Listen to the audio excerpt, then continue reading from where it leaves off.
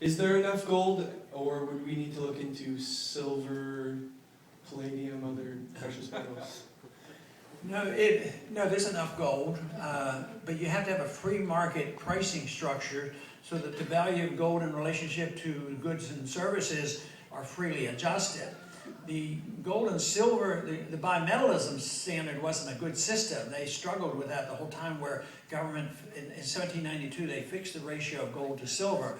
That was a mistake. But if you had, instead of competing gold with the Federal Reserve notes, if you had a system where the market was deciding money, you could have gold in circulation and silver in circulation, but you wouldn't want to fix it. You'd want the adjustments.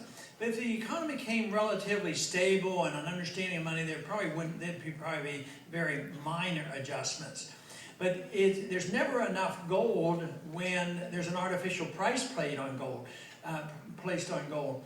The Bretton Woods created a situation like that because the Bretton Woods fixed the dollar at $35 an ounce in 1945, and they kept printing money. But we weren't allowed to own the gold and sort that out by the market.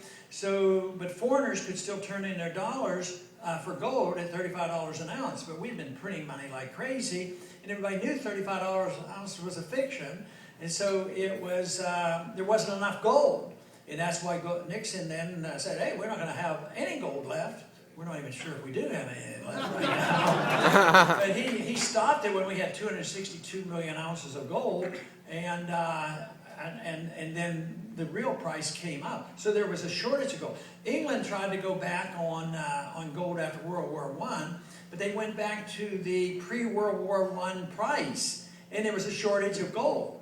But if gold goes up, like I mentioned, you know, they were talking. Some of the candidates were saying I can get gasoline prices down to $2 or $2.50. So I said, I can get it down to a dime, a silver dime. So if the money gets stretched, so to speak. If gasoline is only costing us a dime, there's plenty of silver to go around to buy this.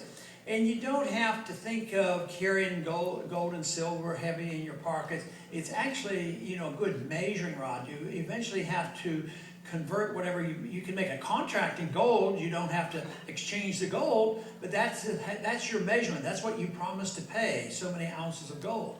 But that was an example of the government breaking the promise and breaking the contracts. Instead of honoring the contract of we promised to pay you so much gold and a government bond, the courts upheld it. That's why I don't have a lot of trust in the courts. The court said, oh, you don't have to pay in gold. And they even reneged on private contracts to pay in gold. Under those circumstances, there's never enough gold and silver. But in a true free market, if you allow the prices to adjust, yes. If the value of the gold seems to be going up and because there's a so-called, not truly, a shortage of gold, it gives the incentive to mine for more gold.